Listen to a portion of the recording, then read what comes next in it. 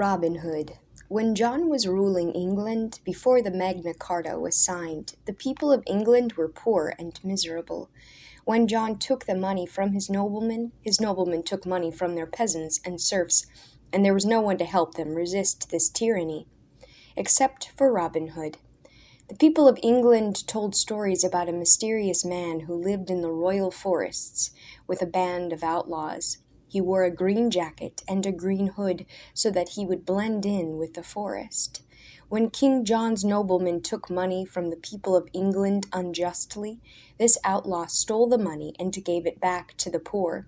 He was loyal to King Richard, not to King John, and he hoped that Richard would return soon from the Crusades. In some tales, this mysterious outlaw was called Robin of Locksley. He was said to be a nobleman whose lands had been seized by King John, but in other tales he is simply called Robin Hood. Here is one of the tales of Robin Hood. Robin Hood and the Butcher. Long ago, in the days when Richard the Lion-Hearted was away fighting in the Crusades, his younger brother John ruled over England. Now John was a greedy man, and he appointed other greedy men to run the villages of his country. The worst of all his men was the sheriff of Nottingham, who stole from his people and gave money to King John. The people of Nottingham could barely survive on the scraps and pennies left to them by the sheriff and his men, and although they lived on the edge of a forest filled with fat deer, plentiful enough to feed the whole village through the cold winter, they were forbidden to kill a single buck, for the forest belonged to King John. And although he never walked in it, he threatened to hang any man who shot one of his deer. One day Robin Hood was out walking with his companion, Little John. Little John was a stout man who could fight even the strongest warrior with nothing but his quarterstaff and come out the victor.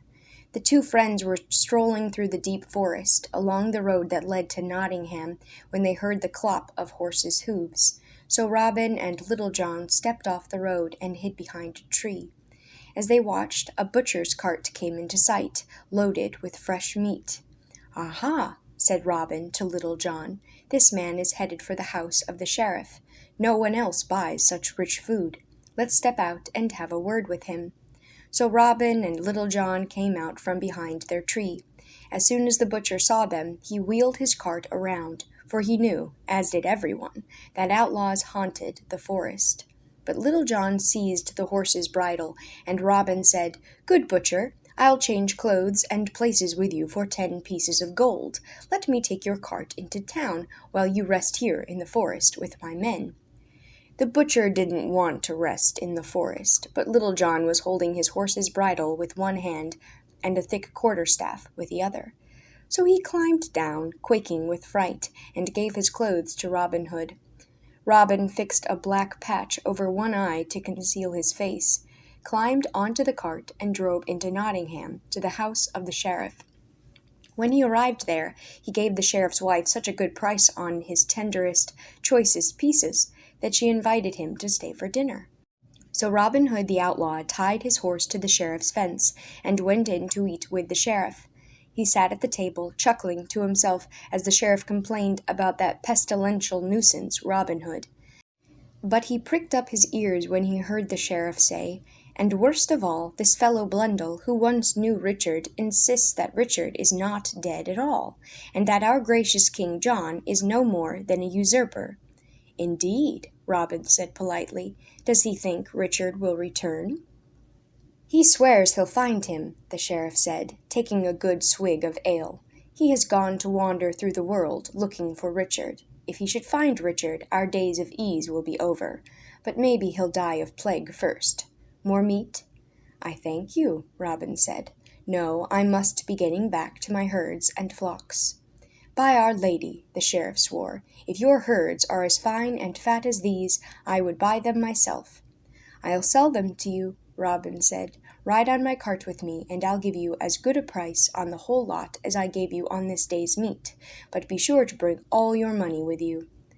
Now the sheriff was too greedy to resist such an offer, so he filled a bag with gold and went with Robin at once.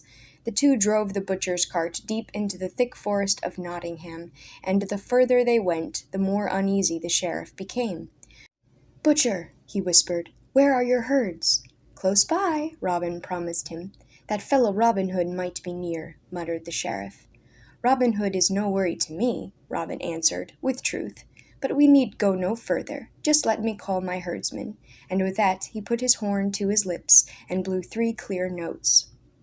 At once a huge herd of fat deer poured across the road in front of him, and just after came a crowd of men in green with bows on their backs and quarterstaffs in their hands. At the sight of them the sheriff turned white and began to shake with fear.